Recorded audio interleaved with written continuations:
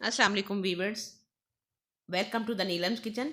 और आज हम बनाने जा रहे हैं कटलेट्स। उसके लिए 4 अदद आलू चाहिए बॉयल, और उसके साथ है हरी मिर्च, टमाटर और प्याज।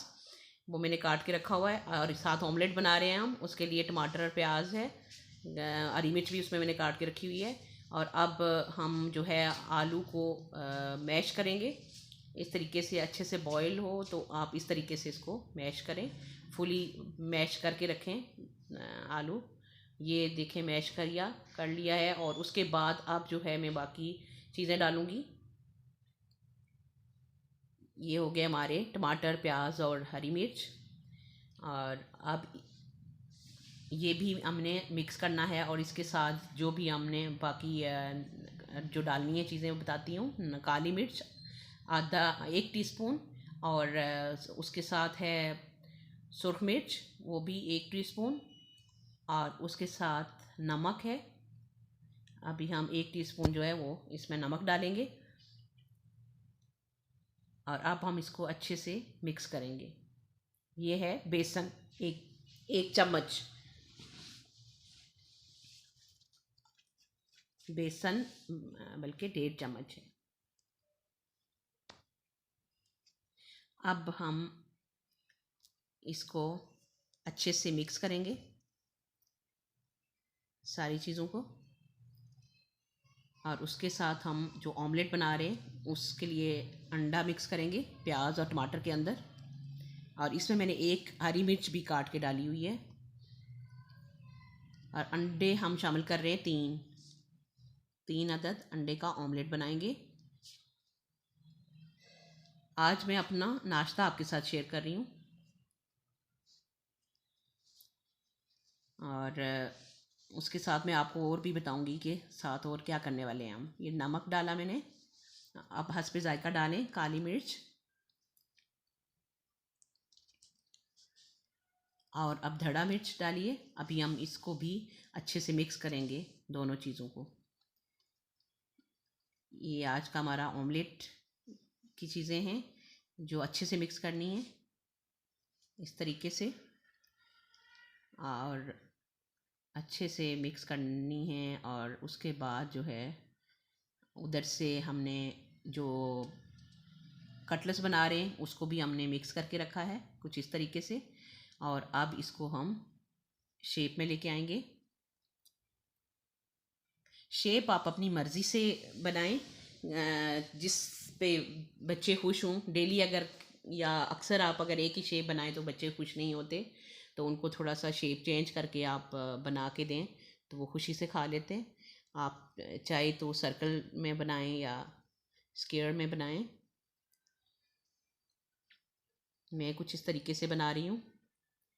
ये शेप इस तरह से मैंने बना के रखे हैं कटलेट्स। अब हम इनको तलेंगे और साथ ऑमलेट बनाएंगे। ऑमलेट का भी मटेरियल तैयार है। और ये अंडा जिसमें हमने डिप करके फ्राई करना है कटलेट्स को।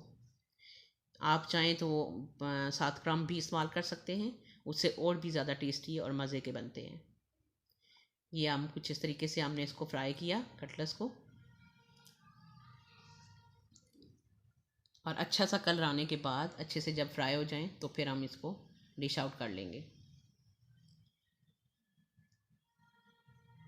ये अभी ऑलमोस्ट आपको तैयार नज़र आ रहे होंगे।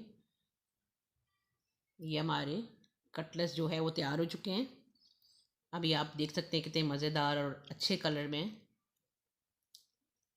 आया है, कटलेट्स तैयार हुआ है। उसके साथ अभी मैं ऑमलेट बना रही हूँ, ये अभी देख सकते हैं। साथ मैंने ऑमलेट रखा हुआ है और उसके साथ ही जो है वो मैं पराठा भी बना रही हूँ। पराठा देसी घी का बना रही हूँ, और ये देसी घी में अंदर इसके अच्छे से लगाऊंगी। फुल जो है ना वो देसी घी की लेयर लगाऊंगी। और उसके बाद उसको फ़ोल्ड करके बहुत मज़े का बनता है। देसी घी में पराठा आप बनाएं या आप दूसरे घी में बनाएं, बच्चों के लिए बहुत ही अच्छा है। और मैं अपने बच्चों को जो है वो इस तरह से पराठा बना के देती हूँ। और इसको एक जो है ना वो मैं मुख्तलिफ़ शेप्स में बना रही हूँ।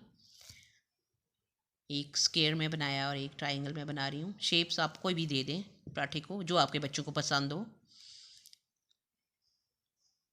और अब जो है वो हम डालेंगे। अब इसको अच्छे से फ्राई करेंगे, पराठे को अच्छे से इसको पकाएंगे।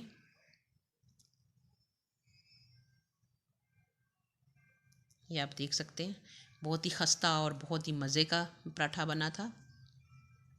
ये अभी आप जब पक जाएगा तो आप इसको देखिएगा और खूब खुद भी ट्राई कीजिएगा इस रेसिपी को, तो बहुत इंशाल्लाह इंजॉय करेंगे, मज़ा आएगा आपको। और अब आप मेरे साथ जो है अपने नाश्ते में बच्चों के लिए मिल्क शेक बना रही हूँ। दूध है 1 किलो और साथ खजूरें हैं और शुगर है कोई 2 चम्मच, डोंगे के 2 चम्मच है। और ये हमने शुगर डाली, दूध डेट्स हैं, दूध, और अब इसको हम ब्लेंड करेंगे अच्छे से। तो ये हमारा डेट्स का मिल्क शेक तैयार हो जाएगा। ये हमारा मिल्क शेक तैयार हो रहा है और उसके साथ हमने बाकी सारी जो चीज़ें बनाई हैं उनको डिश आउट कर लिया हुआ है। तो अभी मैं आपको दिखाती हूँ और इंशाल्लाह नेक्स्ट वीडियो में हम दोबारा मिलेंगे, और तब तक के लिए अल्लाह हाफिज़।